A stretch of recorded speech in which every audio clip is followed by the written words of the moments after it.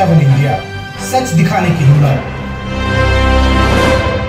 नमस्कार, news 24/7 India में आपका स्वागत है। मैं हूं आपके साथ निधि पाल।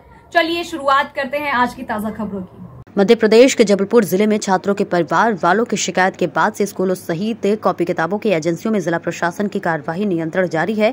मंगलवार को जिला कलेक्टर के निर्देशन पर सुबह 11 बजे विभिन्न क्षेत्रों पर अलग अलग एसडीएम द्वारा कार्रवाई की जा रही है। गोरखपुर स्थित संगम बुक डिपो पर जिला प्रशासन की टीम ने छापेमार कार्रवाई की है। जिला कलेक्टर दीपक सक्सेना के निर्देश पर शहर के नामी पुस्तक विक्रेताओं पर एक साथ छापेमार कार्रवाई की जा रही है। अभी तक इस कार्रवाई से पूरे जिले में पुस्तक भंडारण करने वालों में हड़कंप मचा हुआ है। जिला प्रशासन की कार्रवाई जारी रहेगी। जिला प्रशासन से जानकारी अनुसार शहर के पाटन एसडीएम को कलेक्टर सक्सेना ने बुक सेलर्स की जांच के लिए दिए हैं आदेश। इसी प्रकार गोरखपुर स्थित संगम बुक डिपो पर एडीएम गोरखपुर के नेतृत्व में जांच की कार्रवाई की जा रही है।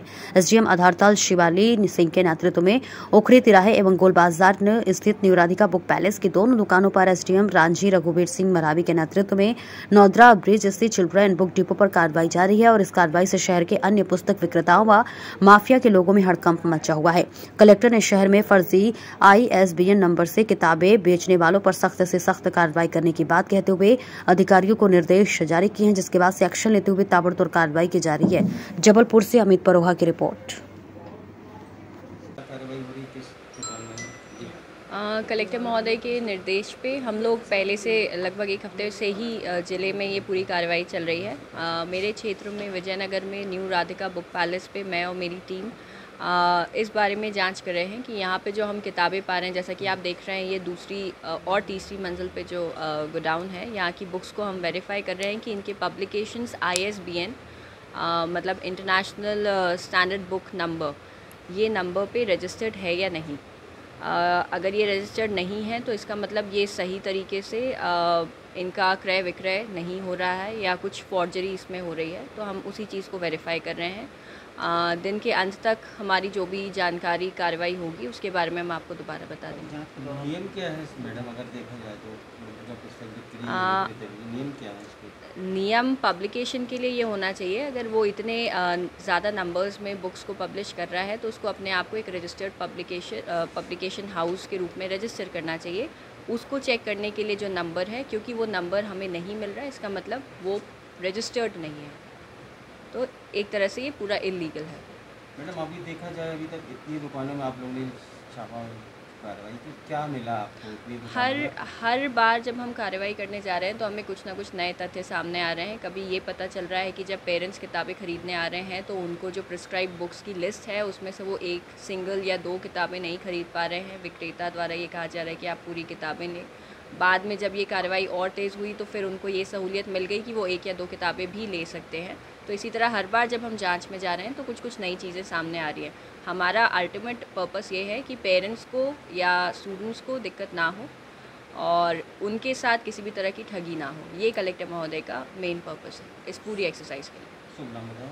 मेरा नाम शिवाली सिंह है, मैं SDM आधारताल के चार्ज में हूँ। बहुत सुविचारित तरीके से कार्रवाइयाँ हो रही हैं और पिछले कई दिनों से हम लोग जांच कर रहे हैं, स्कूलों की भी जांच कर रहे हैं, पेरेंट्स से शिकायत ले रहे हैं, बुक स्टोर्स पे भी हमने जांच की है और हमको इस बात के पर्याप्त एविडेंस मिले कि बड़ी भारी तादाद में कुछ खास विक्रेताओं के पास फर्जी बुक्स हैं, डुप्लीकेट बुक्स हैं, ऐसी बुक्स हैं कि जो किसी और पब्लिशर्स के नाम से प्रकाशित हैं, फर्जी ISBN नंबर डाल के उनको सेल किया जा रहा है। तो जो प्राथमिक तौर से हमको कुछ साक्ष्य मिले तो उसके लिए हमने आज डिटेल जाँच कराने के लिए टीमों को भेजा है, जो मौके पर जाके जो किताबें हैं उन किताबों को जाँच कर रहे हैं, ISBN कोड से उसका मिलान कर रहे हैं और यदि उनका ISBN कोड से मिलान नहीं होगा, डुप्लीकेट पाई जाएंगी या फर्जी पाई जाएंगी, तो उनको वहाँ पर मौके पे मैंने जब्त करने के उनको निर्देश दिए ताकि आगामी जो फर्दर कार्रवाई है उसको की जा सके। FIR भी सर इम्पोज हो सकती है? देखिए अभी मैं कुछ कहने की स्थिति में अभी नहीं हूँ, जब तक कि पूरी जाँच नहीं हो जाती है। जाँच करने के बाद सभी लोगों को हम सुनवाई का मौका भी देंगे, उनकी तरफ से उनका क्या पक्ष है उसको भी सुनेंगे और दोनों पक्षों को जानने के बाद जो भी यथोचित और विधि संगत कार्रवाई होगी वो बिना किसी भेदभाव के की जाएगी। सर 65 स्कूलों पे भी मामला दर्ज हो चुका है। ये अभी जांच के दायरे में जिन स्कूलों को हम लेके आए हैं, जो मध्य प्रदेश निजी विद्यालय विनियमन अधिनियम है उसकी धारा 6 और 9 में जिला समिति को ये अधिकार है कि वो कुछ स्कूलों की जाँच कर सकते हैं।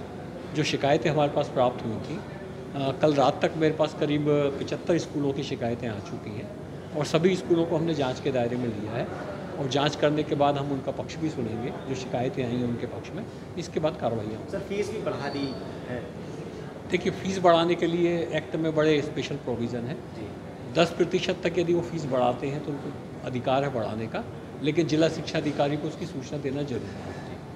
10% से अधिक यदि बढ़ाते हैं फीस वो, तो उसको अलग अलग फोरम पे उनको उसकी स्वीकृति लेना आवश्यक है।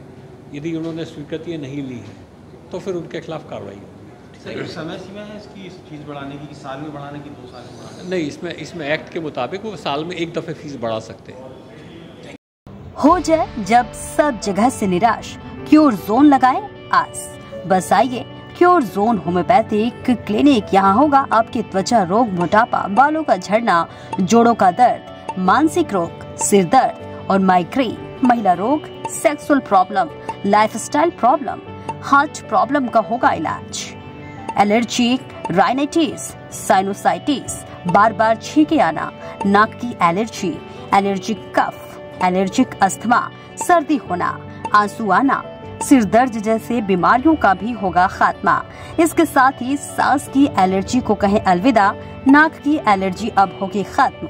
अभी कॉल करें 0762240811 7067230030 और ऑनलाइन उपचार के लिए हमारे वेबसाइट www.curezone.com पर जाएं। हमारा पता है मोहन टाकीज के पीछे शुभ शू ट्रेलर के सामने, प्रथम तलकटनी। उसी का सोनोग्राफी करवाया वानी हॉस्पिटल में। हाँ। उधर से आपके इधर आया। हाँ। इधर से मेरा दवाई 3-4 महीने से चालू है। हाँ। आज रिजल्ट आया है। हाँ। एकदम ओके। चलिए ठीक है। दर्द वगैरह तो नहीं होता? दर्द नहीं। भूख नहीं लगती थी? भूख लगने कैसे? भूख अभी लगने लगी है। ठीक है ना? पहले से ठीक। वजन कैसा है? वजन ठीक है। ठीक है। स्थिति ये है कि अगर मैं कायम फूल न खाऊं और थोड़ा ज्यादा डोज में खाता हूँ तो लेटरिन नहीं होगी। कल से कब्ज की बीमारी है मेरी। कल से रात से अभी तक में कितना आराम है? शाम को आए थे? अच्छा आराम है। अच्छा आराम है। यहाँ से हम गए हैं। हाँ। तो जोरदार उल्टी हुई है। हाँ, हमको मैंने बोला था आपको जोरदार उल्टी हुई है। हाँ। बस हमको आराम नहीं। माई सेल्फ पलक।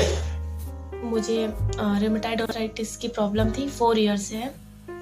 तो पहले मैंने एलोपैथिक ट्रीटमेंट लिया, 4 ईयर से चल रहा था। तो ऐसा था उसका, जब तक मैं ट्रीटमेंट ले रही थी तो ठीक था, और टैबलेट जैसे ही बंद हो रही थी वैसे ही पेन और फिर चलते नहीं बन रहा था, जिसकी वजह से मेरे हाथ पैर भी टेढ़े हो गए थे और ये जो फिंगर से ये तो पूरी मुड़ी गई थी, मतलब ऐसे नहीं हो पा रही थी।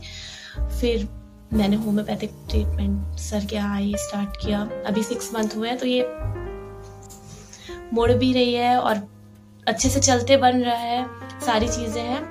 6 मंथ में मुझसे चलते भी बनने लगा और मैं कुछ भी नहीं कर पा रही थी ना, मतलब चल फिर नहीं पा रही थी, सारे लेटे लेटे काम और फिर पकड़ के चलना।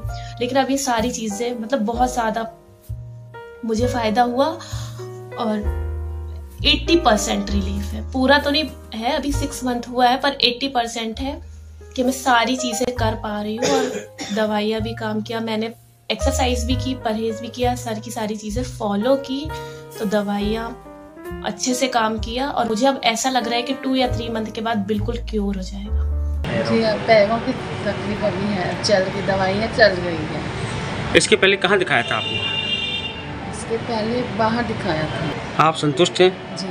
आप कटनी वाले को, महिलाओं को, औरों को क्या संदेश देना चाहेंगे? जी, जैसे डॉक्टर के जहाँ जैसे ज़्यादा तकलीफ होगी तो इन डॉक्टर से आके मिली है।